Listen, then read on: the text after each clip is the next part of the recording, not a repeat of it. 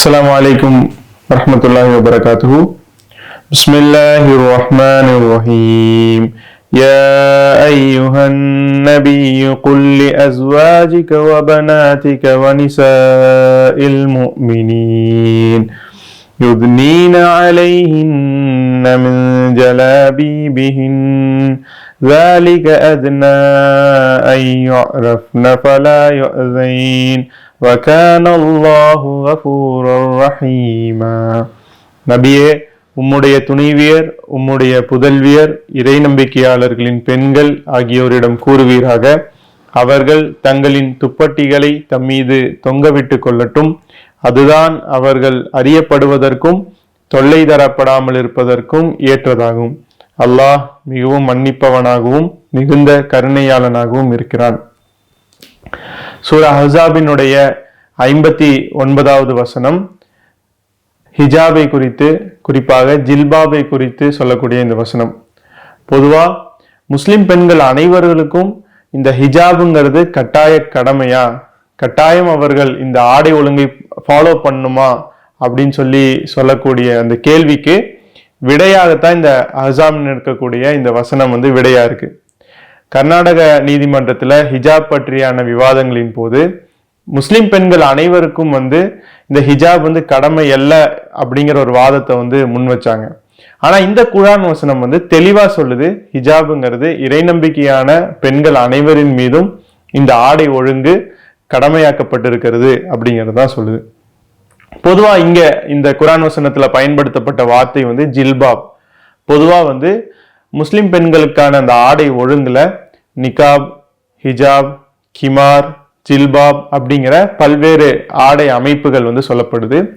ஜில்பாப் அப்படிங்கிறது மிக நீளமான ஒரு ஆடை அப்படிங்கிறது தான் நம்ம அரபு மூலத்திலிருந்தும் அன்றைய நபிகள் நாயகம் ஸல்லல்லாஹு அலைஹி வஸல்லம் காலத்துல பயன்பாட்டில் இருந்த ஆடைக்கும் குறிக்கப்படுது.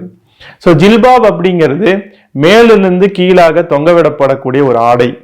அலைஹி அப்படிங்கிற அந்த குர்ஆன் வசனத்துல பயன்படுத்தப்பட்டிருக்கக்கூடிய வார்த்தைக்கு மேலிருந்து கீழாக தொங்கவிடப்படக்கூடிய ஆடை அப்படிங்கறத தான் குறிக்கிறது அப்படின்னு சொல்லி மௌலானா மௌதூதி ரஹ்மத்துல்லாஹி அலைஹி தெளிவா சுட்டி காட்டுறாரு. அது மட்டும் இல்லாம இந்த ஆடை அமைப்புல பல்வேறு கருத்து வேறுபாடுகள் இருக்கு. பெண்கள் முகத்தை கட்டாயமாக மறைக்க வேண்டுமா, இரு கண்கள்ல ஒரு கண்ணை மறைக்கணுமா, கண்கள் மட்டும்தான் வெளியே தெரிய வேண்டுமா அப்படின்னு சொல்லி இந்த ஆடை ஒழுங்கமைப்புல அது எப்படி அணிய வேண்டும் அப்படிங்கிறதுல பல்வேறு கருத்து வேறுபாடுகள் இருந்தாலுமே பெண்கள் முகத்தை தவிர மற்ற அனைத்து பாகங்களையும் மறைக்க வேண்டும் என்பதுல அனைத்து அறிஞர்களிடமிருந்து ஒரு ஒருமித்த கருத்து தான் நிலவுது. சோ இந்த ஹிஜாபுங்கிற இந்த ஆடை ஒழுங்கமைப்பு இறைவன் பெண்களுக்கு வழங்கிய அருட்கொடைகள்ல ஒன்று.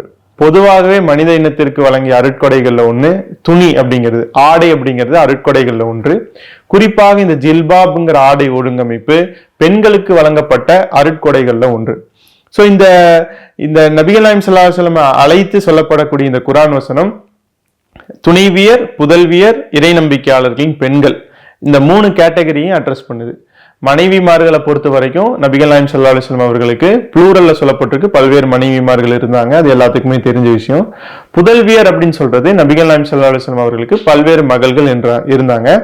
நம்ம பொதுவா ஃபாத்திமா ரலியல்லாஹு அன்ஹா அவர்களை மட்டும்தான் நம்ம பிரபல்யமா தெரியும். அதை தவிர வேறு சில மகள்களும் நபிகள் நாயகம் ஸல்லல்லாஹு அலைஹி வஸல்லம்க்கு இருந்தாங்க. அதே மாதிரி இறை நம்பிக்கையாளர்களின் பெண்களையும் அழைத்து சொல்லுது. சோ ஒரு முஸ்லிம் பெண்களுக்கு, இறை நம்பிக்கை கொண்ட பெண்களுக்கு ஜில்பாபுங்கிற இந்த ஆடை ஒழுங்கு எதற்காக இறைவன் இந்த ஆடை ஒழுங்கை ஏற்றுக்க சொல்றா அப்படின்னா 2 காரணங்களை இந்த குர்ஆன் வசனம் சொல்லுது.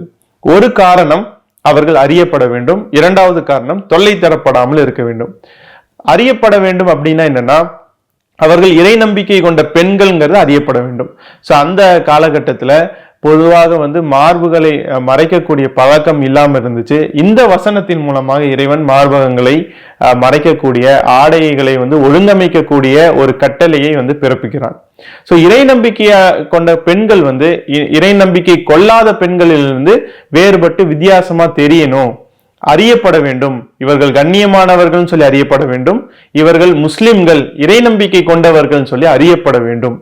ஸோ பொதுவா இன்னைக்கு பார்த்தோம் அப்படின்னு சொன்னா உலகம் முழுவதும் முஸ்லிம் பெண்களை தனி தொகுதியாக தெரிந்து கொள்ளக்கூடாது அப்படிங்கறதுக்காக பல்வேறு சட்டங்கள் மேலை நாடுகள்ல வந்து கொண்டு வரப்படுகிறது. அதனாலதான் வந்து பப்ளிக் பிளேசஸ்ல ஹிஜாபுக்கான தடைகள் வந்து கொண்டு வரப்படுது. ஆனா இறைவன் வந்து தன்னை வந்து இறை நம்பிக்கை பெண்கள்ல ஒருத்தர் அப்படின்னு சொல்லப்படுவது வந்து ஒரு பெருமையாக கருத வேண்டும், அதை வந்து ஒரு அடையாளமாக கொள்ள வேண்டும் அப்படிங்கிறத இந்த குர்ஆன் வசனத்தின் மூலமாக தெளிவுபடுத்துறான். இரண்டாவது, தொல்லை தரப்படாமல் இருக்க வேண்டும். இந்த கண்ணியமான இந்த ஆடையின் மூலமாக பெண்களுக்கான தொல்லைகள் தரப்படாமல் இருப்பதற்கு இது முக்கியமான ஒரு பங்களிப்பை செலுத்தும். ஸோ இப்போ வந்து இதுக்கான ஒரு அக்யூசிஷன் என்ன வைப்பாங்க அப்படின்னு சொன்னா, ஆடை மட்டுமா வந்து பாலியல் சீண்டல்களுக்கு காரணமா இருக்கு, சரியான முறையில் ஆடை அணிந்தவர்களுக்கும் பாலியல் சீண்டல் நடக்குது, குழந்தைகளுக்கும் பாலியல் சீண்டல் நடக்குது, மிகவும் வயது முதிர்ந்த பெண்களுக்கும் பாலியல் சீண்டல் நடக்குது, அப்ப ஆடையை கட்டுப்படுத்தினா பாலியல் சீண்டல்லாம் நின்றுமா, அதெல்லாம் தடுத்துருமா அப்படிங்கிற ஒரு கேள்வியை முன்வைக்கிறாங்க.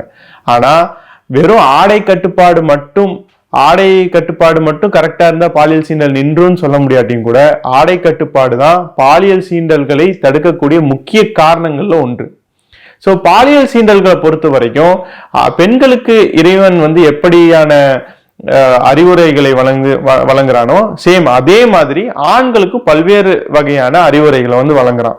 பார்வையை தாழ்த்திக் கொள்ளுங்கள், விரைவாக திருமணம் முடித்துக் கொள்ளுங்கள், திருமணம் முடிப்பதற்கான வசதி இல்லாட்டி நோன்பு நோற்றுக் கொள்ளுங்கள் அப்படிங்கிற பல்வேறு அடிப்படையான சில வழிகாட்டுதலை வழங்குறான். இப்போ எந்த இறைவன் ஆணையும் பெண்ணையும் இரு பாலினங்களாக பிரித்தானோ அந்த இறைவன் அந்த பாலினங்களுக்கு ஏற்ற வழிகாட்டுதலை வழங்குறான். பெண்கள் நீங்கள் ஆடைகளை ஒழுங்குபடுத்திக் கொள்ளுங்கள், ஆண்கள் நீங்கள் பார்வையை தாழ்த்திக் கொள்ளுங்கள் அப்படின்னு சொல்லி ஒவ்வொரு பாலினத்திற்கும் ஏற்ற கட்டுப்பாடுகளையும் வழிகாட்டுதலையும் இறைவன் வழங்கியிருக்கிறான். நான் முன்னதே சொன்னது போல ஆடை மட்டுமே பாலியல் சீண்டல்களுக்கு காரணம் இல்லை என்று சொன்னாலும் கூட ஆடை முக்கியமான காரணங்களில் ஒன்று. சோ ஆடையை வந்து ஒழுங்கமைப்பது அப்படிங்கிறது தொல்லைகளிலிருந்து பாதுகாக்கும் அப்படிங்கிறது இறைவனே சொன்ன இந்த வசன வழிகாட்டுதல இருந்து நமக்கு தெளிவா தெரியுது. அதுக்கு அடுத்ததான் தொடர்ந்து இறைவன் என்ன சொல்றான்னா, அல்லாஹ் மிகவும் மன்னிப்பவனாகவும் கருணையாளனாகவும் இருக்கிறான்.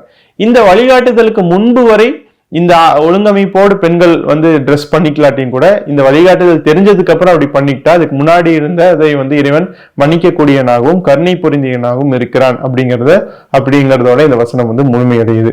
இன்னைக்கு ஹிஜாப் குறித்து உலக அளவில் இருக்கக்கூடிய மிக முக்கியமான பார்வை விமன் அப்ரெஷன், ஃபீமேல் அப்ரெஷனா வந்து பார்க்கப்படுது. அது வந்து ஒரு அடிமை சின்னமாக ஹிஜாபை வந்து முன்னிறுத்துறாங்க. அடிமை சின்னமாக ஹிஜாபை முன்னிறுத்தக்கூடியவர்கள் யார் அப்படின்னு பார்த்தா, பெண் உடலை ஒரு நுகர்வுக்கான ஒரு பொருளாக பார்க்கக்கூடியவர்கள் தான் இந்த ஹிஜாபை வந்து அடிமை சின்னமாக முன்னிறுத்துறாங்க. சோ பெண்கள் எப்படி வேண்டுமானாலும் ஆடை அணிந்து கொள்ளலாம், அவர்களுக்கு தொல்லை தராமல் இருப்பது ஆண்களுடைய பொறுப்பாக சுமத்தக்கூடியவர்கள். பெண்களுக்கு நடக்கக்கூடிய இந்த பெண்களுடைய உடல் ரீதியான இந்த சுரண்டல்களை வந்து எந்த விதத்திலும் அட்ரஸ் பண்றதில்லை. ஆனா இஸ்லாம்ங்கிறது ரொம்ப பேலன்ஸ்டா ஆண்களுக்கான வழிகாட்டுதலையும் பெண்களுக்கான வழிகாட்டுதலையும் தருது.